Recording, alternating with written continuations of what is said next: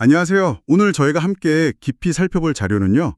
불화, 영혼의 혼란과 조화의 길이라는 글의 일부입니다.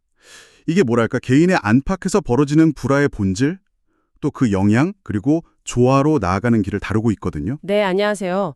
이 불화라는 개념이 생각보다 우리 삶과 밀접하죠. 맞습니다.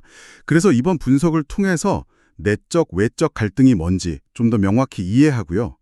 어떻게 하면 좀 더 조화로운 상태로 갈 수 있을지 그 실마리를 찾아보는 게 목표입니다. 좋습니다. 시작해 볼까요? 네.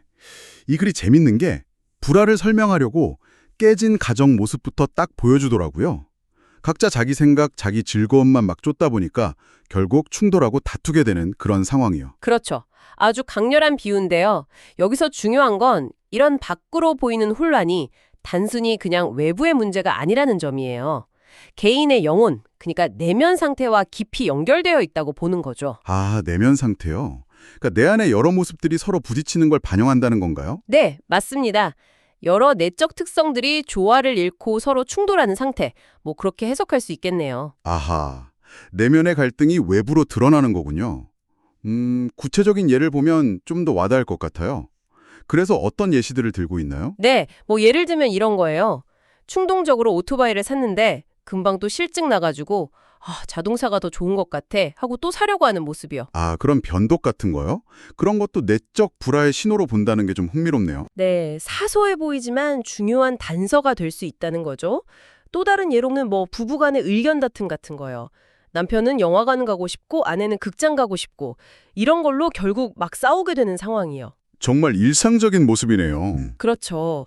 근데 이 글은 이런 사소한 불화나 어떤 고집 같은 게 계속 쌓이고 반복되면 결국에는 관계 전체를 무너뜨릴 수도 있다. 이렇게 경고하고 있어요. 듣고 보니까 이런 내적, 외적 불화가 계속되면 단순히 기분 나쁜 걸 넘어서 문제가 심각해질 것 같은데요. 구체적으로 어떤 결과로 이어진다고 하나요? 네, 그 파장이 생각보다 깊습니다. 일단 개인의 여러 자질이나 능력들이 있잖아요. 이게 서로 협력을 못하고 엇박자를 내면서 행동 자체를 방해하게 된다고 지적해요. 행동을 방해한다고요? 예를 들면요? 그러니까 뭐 예를 들어 가정 문제 때문에 계속 마음이 쓰여서 일에 집중을 못하는 거예요. 그럼 당연히 업무 능력도 떨어지겠죠? 아, 그렇겠네요. 집중력이 떨어지는 거. 네. 이게 심해지면 끊임없는 걱정이나 뭐랄까 탈출구가 안 보이는 고민 때문에 두통이 생긴다거나 이런 신체적, 정신적 고통으로 나타날 수도 있고요. 여기서 근데 정말 독특한 관점이 나오더라고요. 좀 충격적이기도 하고요. 극단적인 선택, 그러니까 자살을 언급하면서도 그게 해결책이 아니라고 말하는 부분이요. 아, 네. 그 부분이 이 글의 핵심 주장 중 하나라고 볼 수 있습니다. 그러니까 설령 스스로 생을 마감해서 이 물리적인 몸을 떠나더라도요. 불화라는 그 내면의 특성 자체는 사라지지 않는다는 거예요. 특성은 그대로 남는다. 네, 오히려 이 글에서는 아스트랄 영역이라고 표현하는데 뭐 일종의 보이지 않는 영적 차원을 의미하는 것 같아요. 그 영역으로 그 불화를 그대로 가져가게 된다는 거죠. 그럼 어떻게 되는데요? 물질 세계에서처럼 문제를 해결할 기회조차 없어져서 오히려 2배로 고통받게 된다는 다소 형이상학적인 경고를 하고 있습니다. 와, 상당히 심오한 관점이네요. 그렇다면 이 깊은 문제, 불화에서 벗어날 방법은 뭐라고 제시하나요? 해결책이 있긴 한가요? 다행히 해결책도 제시합니다. 의외로 명료해요. 바로 질서와 조화입니다. 질서와 조화, 불화의 정반대 개념이군요. 네, 그렇죠.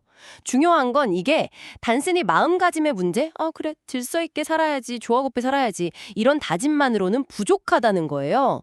구체적인 삶의 방식으로 실천되어야 한다고 강조합니다. 아, 실천이 중요하다. 구체적으로 어떤 실천 방법들을 이야기하나요? 여러 가지가 나오는데요. 예를 들어서 해야 할 일들이 여러 개 있다면 서로 방해되지 않도록 순서를 정해서 단계적으로 처리하는 습관을 들인다거나 네네, 체계적으로 하는 거군요. 그렇죠. 또 가정 내에서 갈등이 생겼을 때 감정적으로 막 부딪히기보다는 상대방의 성격이나 상황을 좀 고려해서 합리적으로 대처하려는 노력이요. 아, 감정 조절이랑 합리적인 대처. 네. 그리고 또 순간적으로 막 치미는 격렬한 특별한 요구라던가 욕구를 의식적으로 좀 통제하고 무엇을 먼저 할지 우선순위를 정하는 분별력도 중요하다고 하고요. 우선순위 설정, 이것도 중요하죠. 네, 나아가서는 가까운 미래에 대한 작업 계획 같은 걸 세워서 좀 체계적으로 삶을 관리하는 것, 이런 것들을 강조합니다. 모든 과제를 제대로 성공적으로 수행하기 위해서요. 결국 핵심은 혼란스러운 불화 상태에서 벗어나서 의식적인 노력을 통해 질서, 즉 체계성과 조화를 삶에 구현해 나가는 거군요. 정확합니다. 그게 궁극적인 목표죠. 그 마지막 부분에 이 불화가 마법적 발전의 가장 큰 실수가 될 수 있다는 좀 흥미로운 언급도 있던데요. 이건 어떻게 해석해야 할까요? 아, 네. 여기서 말하는 마법적 발전이라는 건 아마도 어떤 영적인 성장이라던가 자기 완성 같은 좀 더 높은 차원의 개인적 발전을 의미하는 걸로 보여요. 아, 영적 성장이요? 네. 그러니까 내면의 조화가 없이는 그런 종류의 성장이 불가능하다. 뭐 그런 맥락으로 이해할 수 있겠습니다. 불화가 그 길을 가로막는 가장 큰 장애물이라는 거죠. 그렇군요. 자, 그럼 정리를 좀 해볼까요?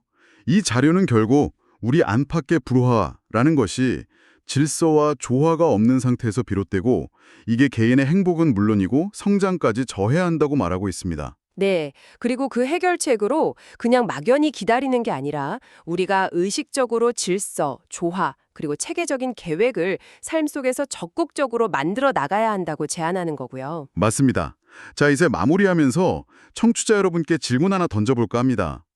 이 글을 보면요, 우리 내면의 아주 미묘한 부조화, 그러니까 불화가 우리의 구체적인 행동은 물론이고 심지어 보이지 않는 영역에까지 영향을 미친다고 하잖아요. 네, 그렇죠. 혹시 여러분 자신의 생각이나 어떤 결정을 내릴 때 그 속에서 아주 사소하게나마 느껴지는 불화의 순간들이 있을까요?